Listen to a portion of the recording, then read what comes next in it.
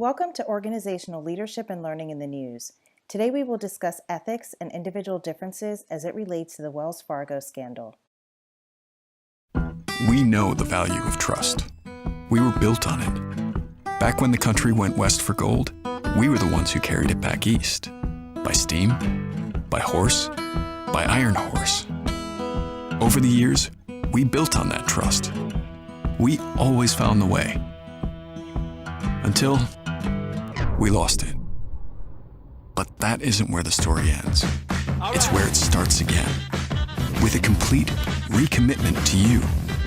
Fixing what went wrong, making things right, and ending product sales goals for branch bankers. So we can focus on your satisfaction. We're holding ourselves accountable to find and fix issues proactively. Because earning back your trust is our greatest priority. It's a new day at Wells Fargo, but it's a lot like our first day. Wells Fargo, established 1852, re-established 2018. Wells Fargo has been around for 166 years. For approximately 70 million people around the world, Wells Fargo is the bank they've called home. It's an establishment that has been highly regarded as one of the top banks in the world and was named the most valuable bank brand in 2014.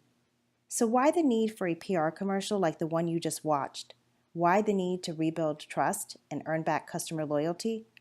The article Wells Fargo's 20-Month Nightmare by Waddles, Geyer, Egan, and Wienerbronner, published in CNN Money on April 24, 2018, details the scandal dating back to 2011. Wells Fargo made decisions that resulted in a public, ethical, and legal scandal that is ongoing today.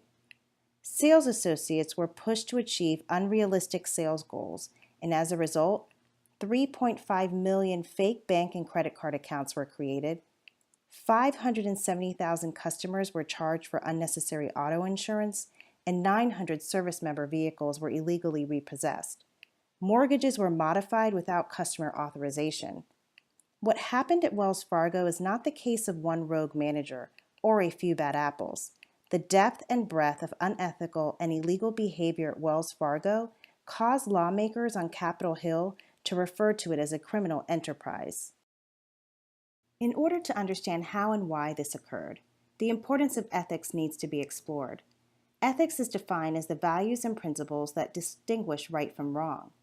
Cooper, Hellweigel, and Slocum developed the competencies for individual, team, and organizational effectiveness, a framework to describe the competencies necessary at each of those levels.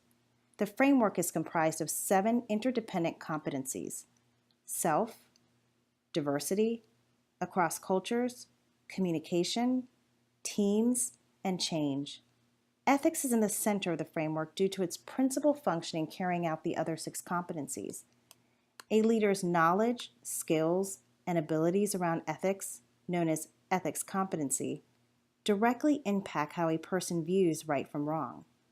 If ethics competency is lacking at any of the levels, then the other 6 competencies are negatively impacted. The integrated ethical decision-making model explains the processes that lead individuals to perform ethical or unethical actions. Once an issue is recognized, a person's judgment, whether based on emotion, intuition, reason, rationalization, or consultation, may lead them to the intention to commit an ethical or unethical act. Let's take a look at the moderating factors on the top. The first factor is the overall situational context, made up of the issue, the organization's ethical infrastructure, which includes communication, training, and sanctioning systems, and personal factors that describe an individual's perceived need for gain. The second factor is individual. Ethical decision-making research has shown that individual differences, such as demographics, personality, and ethical experiences, affect an individual's moral capacity. Leaders must understand how individual differences and cultural values shape one's decision-making. For example, in some places, bribery is a cultural norm and seen as the cost of doing business. So a person may lack moral awareness and not recognize the ethical considerations of this action. So how did leaders at Wells Fargo create a situational context that produced thousands of morally incapacitated employees? Once leaders prioritized the bottom line over ethical concerns, They begin to disregard the ethical considerations of their actions, and they unintentionally create an environment that fosters a lack of moral awareness. Once individuals are blinded to moral awareness, it creates a culture where unethical activity becomes the norm. This explains why individuals lack the ability to recognize ethical issues, become blind to moral dilemmas, and form cognitive biases. It is imperative for leaders to recognize how these cognitive biases contribute to unethical behavior. If they don't, they may find themselves waking up to a public ethical scandal.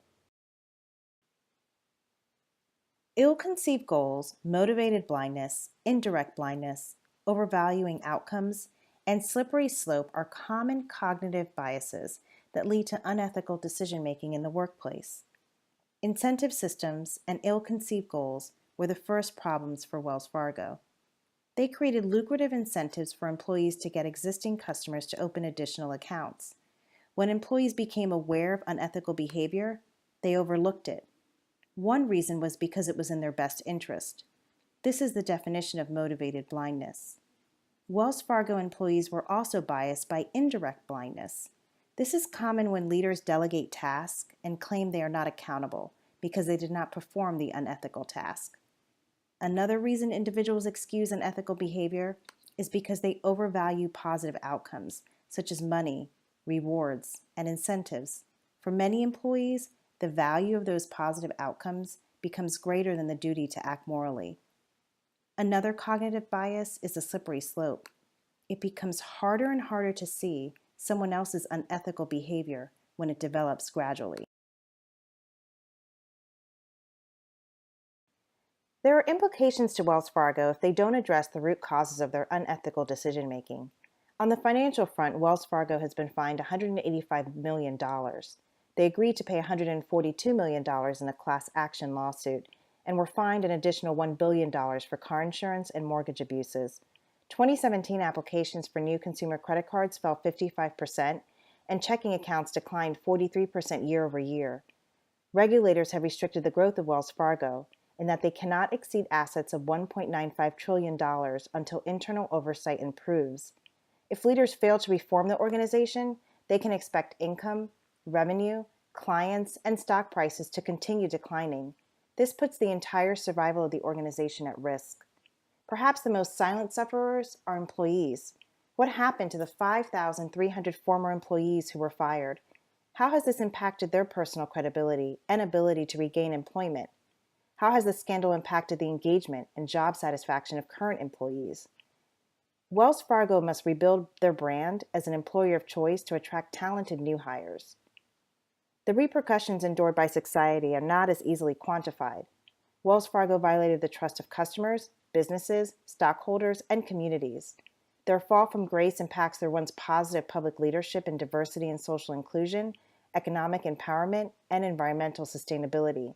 It's possible that Wells Fargo will not recover to be the bank leader it once was. There are actions leaders can perform to promote ethical decision-making. Wells Fargo CEO Tim Sloan stated, "They did not have a problem with organizational culture. Rather, it was a problem with their incentive plan."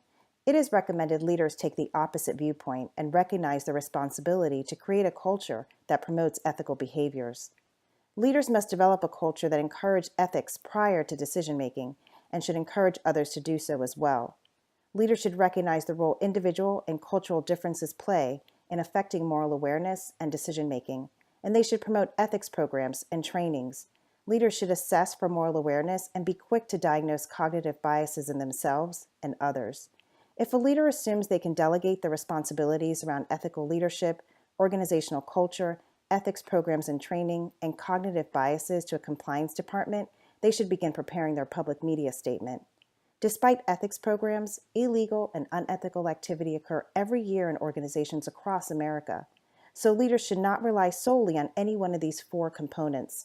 Instead, they should take a holistic organizational approach and integrate all of them. Wells Fargo serves as a cautionary tale of how an organization and its leaders can slowly create a culture that permits and encourages unethical and illegal behaviors. How can you as a leader determine right from wrong when you or someone on your team is faced with a moral issue? In your opinion, what are the motivating factors that drive a leader to make an unethical decision?